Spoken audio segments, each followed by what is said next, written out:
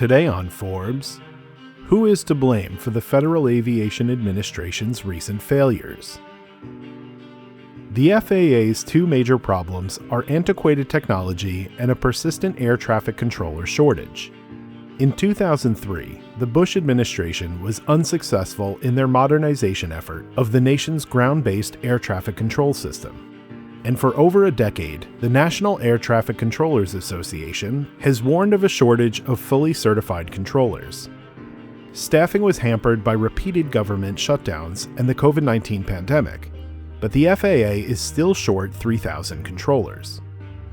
President Donald Trump and Transportation Secretary Duffy have repeatedly blamed the Biden administration for not fixing the country's battered air traffic control system, when multiple administrations, including his own, have failed to get the job done. Since the start of Trump's second term, U.S. aviation has experienced a series of alarming incidents, including the mid-air collision in January of an American Airlines regional jet and an Army Black Hawk helicopter that killed 67 people near Reagan International Airport in Washington, D.C., a string of near misses and runway incursions, and multiple equipment outages at several airports that caused air traffic controllers to lose contact with aircraft they were guiding.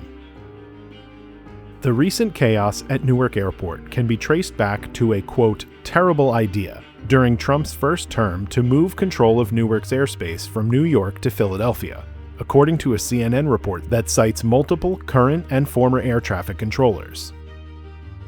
In February, Duffy announced a quote-unquote hiring supercharge at the agency, including increasing starting pay for air traffic controllers and reducing the number of steps necessary to hire and certify controllers.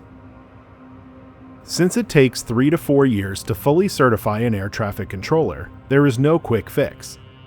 Frank McIntosh, the FAA's Deputy Chief Operating Officer for Air Traffic Organization, said the FAA has 3,100 trainees in the pipeline and will, quote, finally start getting traction this year where we outpace attrition, and then we'll start seeing, over the next 18 to 24 months, where we actually see a positive gain in the controllers. In May of 2025, the Department of Transportation announced a plan to replace the United States' aging air traffic control system with new fiber, wireless, and satellite technologies, while equipping controllers with new radar, radios, and voice switches. Duffy said the rebuild would happen in 3 to 4 years, provided that Congress allocates tens of billions of dollars, noting, quote, we need all the money up front. The agency will roll out improvements in stages and prioritize facilities based on needs, McIntosh clarified at the Senate hearing on FAA reauthorization. For more on this story, check out Suzanne Rowan Keller's article linked in the description.